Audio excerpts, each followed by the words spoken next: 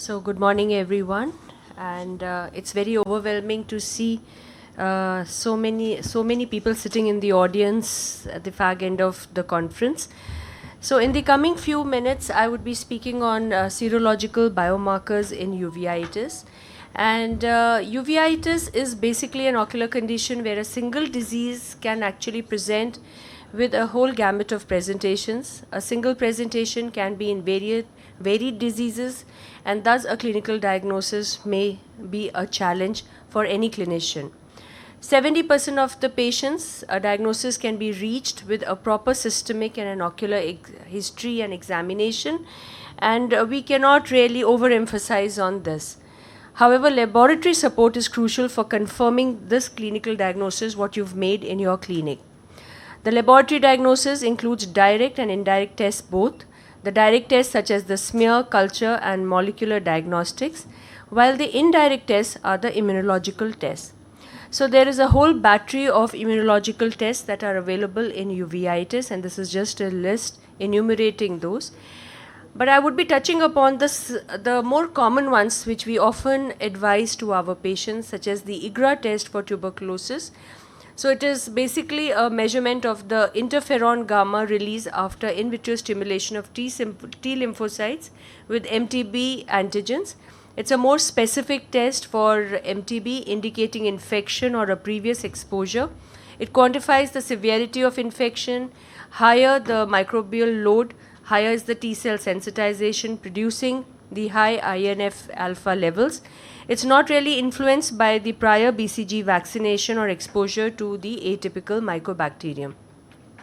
IGRA has reduced sensitivity in immunocompromised patients, and it can be used in diagnosing latent TB in low endemic areas, and its specificity is about 92 to 97%. We have various kinds of tests which are available. However, it's important for us to know the differences between a Mantoux and an IGRA test. And these are the various differences between the two tests. A Mantoux test sometimes can be very harmful if you are going to be giving it a lot of relevance without really checking out how the test has been performed. So it is very important to also check out on the methodology of the test that has been done to really rely upon the results. So this is one of our one of our patients, a 45-year-old young gentleman on antiviral therapy when he presented with sudden diminution of vision for last 15 days. He had a history of cough with expectoration. You find that there is an extensive amount of vasculitis with a lot of retinal hemorrhages present in both the eyes. The vision in the right eye is quite poor. So where the clinicians actually went wrong was that if you see the viral titers, the serum titers are pretty high, and that is probably the thing which has led to a misdiagnosis of this particular patient. We repeated a Mantoux test for this patient. It came out to be grossly positive. We did the IGRA. Again, it came out to be positive. We did a CECT of the chest, and it was suggestive of multiple non-necrotic, non-calcified mediastinal lymph nodes, and there was a small subpleural nodule in the right upper lobe. We did an EUS FNAC, and it was suggestive of a granulomatous lymphadenitis. And what we did was that we actually stopped the antivirals for this patient, started him on ATT and oral steroids. And this is the timeline of the patient where you see there's a beautiful regression of that extensive, dangerous looking vasculitis in both the eyes, and also leading to a venous occlusion in the left eye. And you find that there is a gross visual improvement in both the eyes. We actually published this particular case as tubercular retinal vasculitis mimicking frosted branch angiitis, and this was actually a learning for us, that don't get carried away. If your patient is presenting with high serum titers, is already on a particular treatment, you still need to revise the diagnosis. Coming to VDRL and RPR, I think this is really gaining a relevance in today's time, because we know that syphilis is very much on the rise. But what is important for us to know is that the seroconversion usually occurs about 21 days of exposure till about 6 weeks after the infection. So if the report comes out initially negative, don't think that the patient is not having syphilis if your clinical manifestations are fitting into the picture of a syphilis. So this is something to be kept in mind, and therefore it's required that you repeat the test again and a fourfold increase in the antibody titer will indicate an infection, a reinfection, or a treatment failure. And a fourfold reduction in antibody titer is going to suggest a response to the treatment. The limitations, of course, being a reduced sensitivity in primary, latent, and tertiary syphilis, and you can always have a false positive and a false negative result. We do have treponemal tests, the TPHA, which are thought to be confirmatory, and it is basically a microheme agglutination assay for IgG and IgM antibodies. The test is reported as reactive if the agglutination occurs in a dilution of 1:80 or more, and is usually seen in the 4th to 5th week of infection. So this is actually mandatory in today's time. We are just not doing VDRL, but we are advising a TPHA, and that is actually going to be confirmatory whether the patient is having a syphilis or not. So this is one of my own patients, a 38-year-old young unmarried female patient who presented with pain, redness, diminution of vision in the left eye for last 5 days, and she had a poor vision of hand movements in the left eye. Keratic precipitates were there, a lot of anterior chamber reaction was there, and this is the clinical picture she was having. So she still maintained a good vision. She had this typical plaque in the right eye fundus, and she also had a very typical picture of a syphilis in the left eye. But if you've not seen a syphilis patient, then probably you can go a little haywire in your diagnosis. And you also see these typical pinpoint retinal precipitates, which again are very classically described for a syphilis. We advised her investigations, but she was lost to follow-up for 3 weeks. She went somewhere else. She underwent this whole battery of investigations, and again the viral titers, they came out to be high, and the patient was actually treated as viral retinitis. She was started on valcyclovir and oral steroids, and she came back to us when she started dropping vision in the right eye. So from 6.6, she had become 6.36 now in the right eye, and that's the time after having undergone a treatment with antivirals, she thought something is not working. So she came back to us, and we did an OCT. Again, these typical intraretinal superficial precipitates were there. We investigated her further. The HIV was reactive. Her CD4 counts were low. The VDRL and TPHA both were reactive. She was started on heart therapy along with specific benzathine penicillin for syphilis, and she responded quite well. CSF analysis, of course, was done for neurosyphilis, and this is how she recovered. So at least we were able to salvage the vision in the right eye, which recovered to a level of 612 N6. However, the left eye, because of a delay of a proper treatment, optic atrophy had already set in. There was a lot of sclerosis of vessels, and we could really not salvage the eye.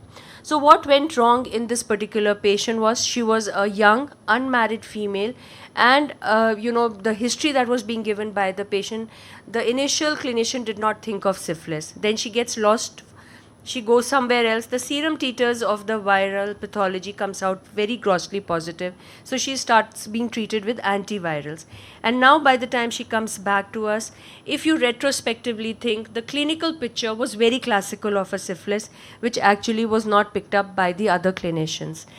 Now coming to Weil-Felix test, we all know this is a test for the rickettsial diseases, and this is again one of my patients who presented with this clinical picture, a 66-year-old female patient with sudden painless diminution of vision for last 10 days with a history of fever, myalgia and cystitis.